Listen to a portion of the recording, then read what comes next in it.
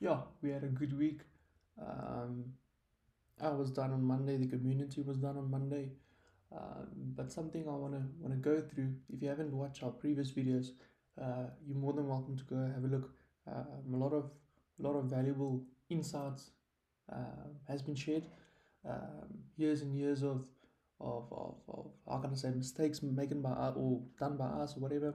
Um, we fixed it, and we are trying to shorten your learning curve. So feel free to go and look. It's honestly it's very valuable, and it's not going to be a waste of time. Second thing I really want to touch upon is just our promotion that's on at the moment. It won't be there for long, so grab while you can. And then yeah, this is not financial advice. It's just two guys that spend years of their life trying to master the craft.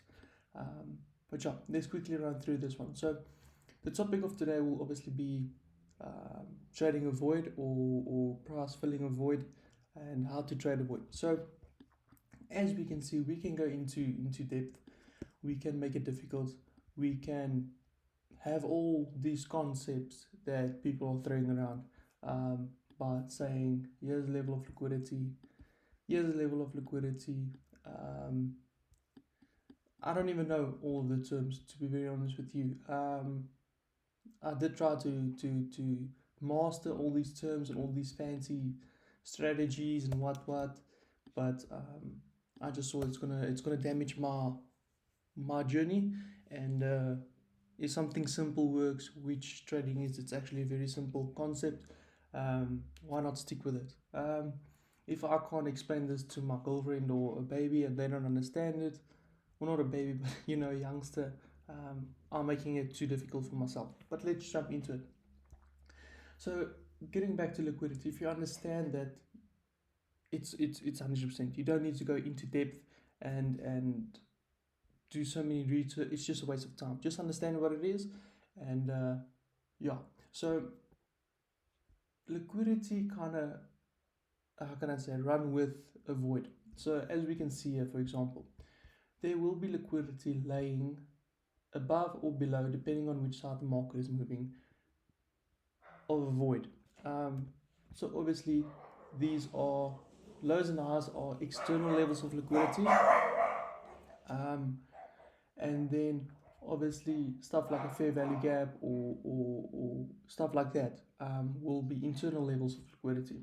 So internal levels of liquidity moves to external levels of liquidity. For example, a fair value gap or whatever moves into a level of liquidity, which will obviously be um, going into a tradable range or a void that needs to be filled. But more of that on another video. Let's hop into it.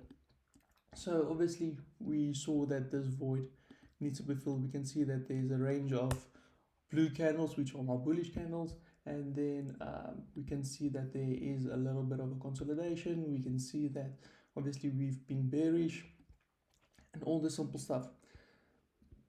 Hopping down to the lower time frame, we can obviously see that this level here, let me just mark it out and move it up. So this level here, it's somewhere here. Um, this is all part of Asian session. Okay, so taking a step back, normally this is how the market moves. So we have Asian session, which is a level of consolidation, basically build up of liquidity below and above. Then we have New York session, taking out those liquidities and then eventually moving into our direction. And then I apologize, that is London session. So Asian session, we have a build up of liquidity above and below. London session normally takes out the high or the low and then moves into the opposite direction. And then London can be either a continuation depending on where price is, or we can then obviously reverse and target London highs. That's how the market moves, like I said, internal to external. So having a look at, yeah, so obviously pre-market we had a lot of build-up of liquidity going into London. As we can see, all of these weeks, just more build-up of liquidity. Price obviously um, traded above to take out those levels of liquidity and started making its way down again. So very simple.